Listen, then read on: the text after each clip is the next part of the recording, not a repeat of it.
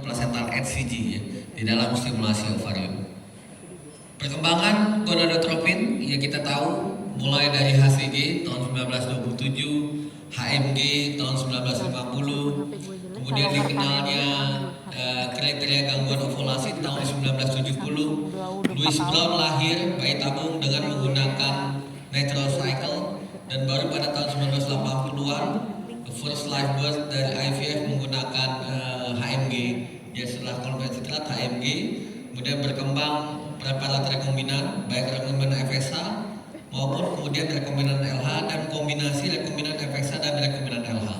Itulah evolusi dari preparat gonadotropin yang sehari-hari kita gunakan dalam stimulasi ovarium. Bagaimana sesungguhnya isoform FSH di dalam siklus haid normal? Saya kira Klaus Hiding Andersen salah satu expert saintis yang sangat concern dengan isoform FSH. Kalau dicari nama Hiding Andersen ya publikasinya tentang FSH sejak tahun 2002, beliau sangat concern betul dengan isoform FSH yang ada di dalam tubuh manusia, terutama yang berperan sentral di dalam perkembangan folikel selama siklus haid atau selama folikulogenesis. Ada dua isoform ya di dalam preparat atau dalam gonadotropin in vivo, yaitu isoform yang sifatnya asam, more acidic form, dan isoform yang sifatnya basa atau less acidic form. Dan yang more acidic itu dominasi dikeluarkan oleh di hipofisis pada fase folikuler awal, dan baru pada fase folikuler akhir dikeluarkan isoform FSH yang lebih basa atau less acidic. Kita bisa lihat di sini bahwa folikulogenesis ya kita bagi menjadi dua untuk follicular phase. First half ya follicular recruitment di folikuler awal dan media, kemudian adalah fase folikuler akhir ya pada sampai dengan Ehlers ya, kemudian masuk ke fase luteal. Dan ini saya kira sangat penting pembagian ini, bagaimana nanti peran dari FSH ya, akan mengatur perkembangan folikel dengan tujuan adalah monoovulasi kalau dalam siklus haid yang alami.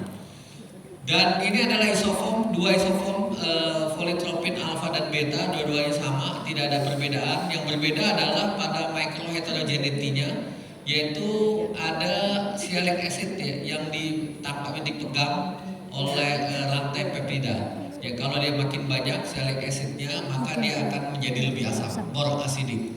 Dan kebanyakan preparat gonadotropin yang berasal dari urin itu yang sifatnya lebih asidik, lebih asam dibandingkan dengan preparat gonadotropin yang berasal dari rekombinan. Sorry. Ya, kemudian kita lihat di sini kemarin saya sudah sampaikan juga ya bahwa isoform yang asidik lebih banyak dilepaskan di awal di sini. Yang more asidik baru kemudian yang basa dilepaskan di fase folikuler akhir.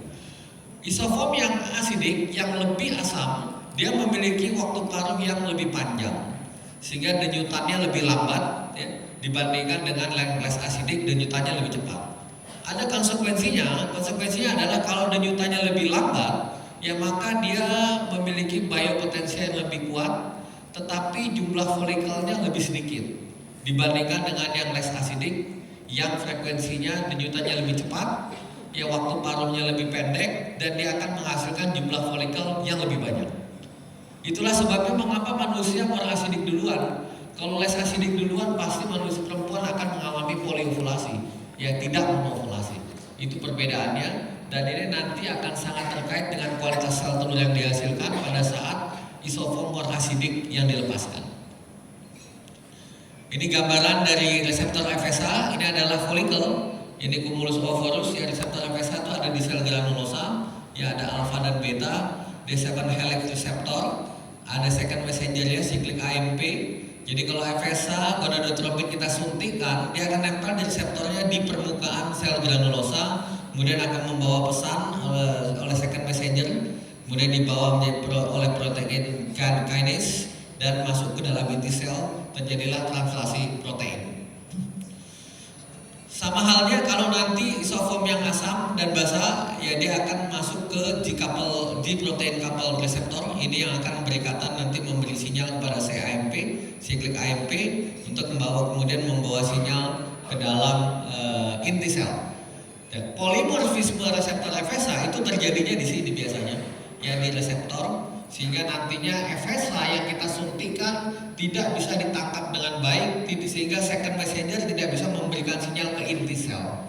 Akibatnya apa? Akibatnya pasien-pasien yang seperti ini ada polimorfisme FSH, dia membutuhkan dosis obat yang lebih tinggi. Itulah yang disebut dengan poor responder Poseidon grup 1 dan 2. Dia unexpected poor responder. Sebenarnya cadangan ovariumnya bagus, hanya ada karena polimorfisme reseptor sehingga respon ovariumnya menjadi jelek. Berikutnya juga yang menarik adalah bagaimana kadar atau konsentrasi androgen ya di dalam cairan folikel. Ya, ini kita bisa lihat baik androstendion, testosteron, semuanya akan naik ketika diameter folikel bertambah ya sampai dengan 18 mm diameter folikel dominan, baru kemudian turun ketika periovulasi dan ovulasi, sementara estradiol naik. Ini artinya apa? Artinya bahwa androgen diperlukan sepanjang siklus haid. Androgen diperlukan sepanjang siklus haid untuk pertumbuhan folikel dan terutama untuk kualitas folikel yang baik. Tadi Prof. Aileen sudah menyampaikan tentang peran LH. Bagaimana peran androgen? Kita bisa lihat di sini. Ini adalah androgen messenger RNA, reseptor ekspresi dari messenger RNA gen reseptor androgen, dan dia sangat terkait dengan ekspresi reseptor FSH. Semakin tinggi messenger RNA-nya reseptor androgen, maka densitas reseptor FSH juga semakin banyak. Ya, itulah sebabnya pasien PCOS dengan kenaikan slightly ya intrafolikular androgen, dia memiliki respons ovarium yang lebih baik. Ya, oleh karena itu kalau kita menghadapi pasien poor responder, kita ingin membuat dia slightly mimicking PCOS patients dengan memberikan androgen. Kadang kita memberikan letrozole ya aromatase inhibitor, itu membuat pasien seperti suasana di dalam folikel seperti pasien PCOS, sehingga bisa mengurangi konsumsi gonadotropin yang diperlukan. Kemarin sudah saya sampaikan bagaimana inhibin B dia akan naik terus di sini seiring dengan peningkatan androgen. Ya, strongly positively correlated with concentration testosterone androstenedione. Dan juga tadi FSH reseptor naik. Apa konsekuensinya? Kalau ekspresi reseptor FSH-nya meningkat, maka enzim aromatase CYP19 aktivitasnya akan meningkat. Kemampuan folikel untuk melakukan aromatisasi androstenedion menjadi estron juga akan meningkat. Inilah terjadi seleksi ya sesudah rekrutmen, selection and dominance. Hanya folikel, only the best folikel yang memiliki densitas reseptor FSH paling rapat, yang memiliki aktivitas CYP19 paling tinggi, yang mampu mempertahankan kualitas folikel sehingga dia survive. Dia mampu merubah androstenedion menjadi estron sehingga dia menjadi satu-satunya folikel dominan yang kemudian ovulasi. Itulah pentingnya androgen, pentingnya LH pada fase folikuler akhir siklus haid. Kita lihat lagi di sini semua konsentrasi kemarin sudah saya sampaikan ya, di semua kuartil inhibin B, androstenedion, testosteron, FSH reseptor, LH reseptor dan CYP19 akan naik. Dan ini paling penting CYP19. Dialah yang mempertahankan folikel dominan di tengah-tengah androgenik milieu. Karena sekitarnya androgenik, tapi dia bisa survive karena CYP19-nya luar biasa aktif. Dia mampu mengkonversi androstenedion menjadi estron sehingga dia menjadi folikel dominan dan ovulasi.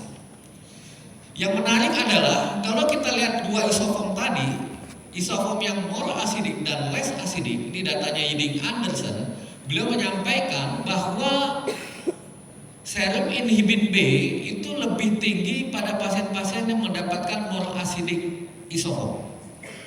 Sehingga harusnya pada fase folikuler awal sampai folikuler media, inhibin B naik dia.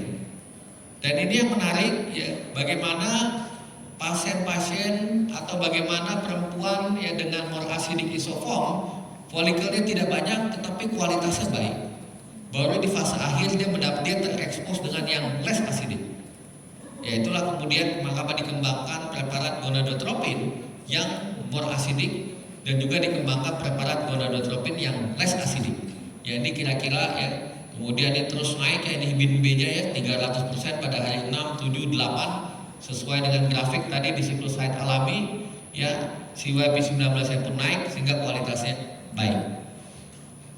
Bagaimana praktek klinik kita sehari-hari? Preparat gonadotropin apa yang kita pilih? Ya, ada yang berasal dari urin, ini yang kelompoknya monasidik. Ya, tadi Prof. Aileen menyampaikan tentang HMG, highly purified HMG. Kemudian juga rekombinan ini yang less acidic ya, politropin alfa, beta, delta dan kombinasi rekombinan FSA dan LH. Ya. Dan ini adalah preparat ya kombinasi highly purified HMG dan human placental HCG. Human placental HCG mirip dengan LH. Dia bisa diproduksi oleh pituitary yang dilepaskan di urin perempuan menopause atau diproduksi oleh plasenta yang dilepaskan yang terdapat pada urin perempuan yang sedang hamil.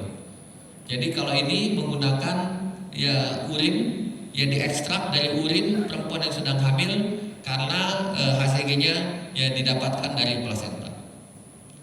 Bagaimana kemudian bila kita menggunakan dua obat ini? Ya, ini adalah data di klinik Yasmin ya pada 131 pasien. Ini kelompok yang menggunakan kombinasi rekombinan LH dan rekombinan FSA. Ini kelompok yang menggunakan highly purified HMG dan human placental HCG. Ya kita bisa lihat ya tidak ada perbedaan dari sisi usia, dari sisi BMI tidak ada perbedaan, indikasi IVF pun tidak ada perbedaan. Ya baru kita lihat di sini perbedaannya pada lama stimulasi. Ya. Pada kelompok yang mendapatkan highly purified dan human placental HCG dia lebih pendek stimulasinya. Kemudian dosisnya juga lebih rendah, total dosisnya ini 3.300 dosis awalnya, dosis totalnya lebih rendah tapi tidak berbeda bermakna. Ya kemudian yang menarik total costnya gonadotropinnya dia lebih rendah secara bermakna dibandingkan dengan preparat yang rekombinan. Ya. Kemudian di sini triggernya ya dia lebih banyak yang menggunakan yang dual trigger pada kelompok yang menggunakan human placental HCG. Bagaimana dengan outcome stimulasi? Kita bisa lihat di sini outcome stimulasi LH ya pada hari HCG, hari penyuntikan HCG kelompok rekombinan lebih tinggi rekombinan LH. Kemudian di sini kita bisa melihat day 5 embrio 68% ya blastosis rate lebih tinggi pada kelompok yang mendapatkan human placental HCG. Ya, kemudian kita lihat blastosis rate-nya juga lebih tinggi ya 50% banding 40%. Dan pregnancy rate-nya tidak berbeda bermakna 75% versus 63,6%. Artinya bila kita menggunakan preparat yang more acidic ditambah human placental HCG, dia non inferior dibandingkan kelompok yang menggunakan kombinasi rekombinan FSA dan rekombinan LH. Ya kita lihat pembahasannya. Dan ini morfologinya, morfologi blastosisnya. Kedua kelompok ini human placental HCG, ini kelompok rekombinan FSA LH, tidak ada perbedaan dari sisi morfologi. Kemudian kalau kita lihat satu demi satu tidak ada perbedaan ya dari sisi baseline karakteristik kedua kelompok, usia, BMI tidak ada perbedaan. Kemudian ini longer stimulationnya 10 versus 9 hari. Ya tentu memang ada sisi konsekuensinya biaya lebih tinggi pada preparat rekombinan. Kemudian growth hormone lebih banyak dikombinasikan pada kelompok yang mendapatkan rekombinan, tetapi tidak berbeda bermakna. Kemudian kita bisa lihat estradiol tidak ada perbedaan, LH lebih tinggi sedikit pada kelompok yang mendapatkan rekombinan LH. Trigger pada kelompok yang memang terakhir kita lebih banyak menggunakan dual trigger kombinasi agonis dan HCG. Fertilization rate 74% versus 68%. Kemudian di blastosis rate 50% berbanding 40% ya, lebih tinggi pada human placental HCG. Begitu pula blastosis rate day 5 freezing ya, day 5 freezingnya juga lebih banyak pada kelompok yang mendapatkan human placental HCG. Pregnancy rate ya tidak ada perbedaan bermakna 56,6% dan versus 63,6%. Ya hanya memang kelompok yang rekombinan dia higher gonadotropin dose ya, dan juga costnya lebih tinggi dan lebih lama ya. Beda ini HCG human placental HCG dia non inferior dan lebih cost efektif ya. Kalau Anda lihat tadi Perbedaannya sekitar 30% dari sisi biaya dan lebih pendek dosis penyuntikannya. Ya. Jadi kalau kita lihat di sini dengan menggunakan preparat yang more acidic dan ditambah ada human placental HCG, terlihat formulasinya lebih efisien dan lebih pendek, shorter duration dan lower dose, total dose gonadotropin. Ya gini pada studi kita pada kurang lebih tadi 131 pasien yang ada di klinik Yasmin. Baik, terakhir sebagai kesimpulan, ya kita paham betul bahwa serum inhibin B secara signifikan lebih tinggi di dalam darah ya pada pasien yang mendapatkan more acidic isoform. Konsekuensinya tentu ya dia akan menginjus ekspresi reseptor FSH dan aktivitas CYP19 ya lebih kuat. Ya ini terutama pada fase-fase first half. Pada second half tentu ini sangat penting, dia akan mengaktifkan CYP19 melalui peningkatan densitas reseptor FSH di sel granulosa. Sehingga ini yang sangat diperlukan untuk meningkatkan kualitas folikel ya pada saat fase folikuler akhir, dan ini yang didapatkan pada kelompok yang mendapatkan more acidic isoform gonadotropin. Kemudian ini sangat penting, konsentrasi androgen ya harus cukup nih, sufficient androgen production sepanjang siklus haid itu harus ada. Ya ingat pasien PCOS, kalau pasien PCOS itu terlalu tinggi dia androgennya sehingga dia stop, tidak mampu dikonversi menjadi androstenedione oleh CYP19. Tetapi kalau slightly saja ya sufficient androgen concentration, it is very important for folliculogenesis. Dan terakhir saya kira ya kelompok yang more acidic dan human placental HCG dia provide more efficient and less costly stimulation dengan jumlah sel telur yang lebih banyak, kemudian juga blastocyst rate yang lebih banyak dengan clinical pregnancy rate yang tidak berbeda bermakna. Saya kira ini yang bisa saya sampaikan ya salah satu bekal bagi kita untuk lebih memahami isoform preparat gonadotropin dan kaitannya dengan folliculogenesis, kualitas oocyte dan kualitas embrio pada pasien-pasien IVF. Terima kasih, selamat siang. Wassalamualaikum warahmatullahi wabarakatuh.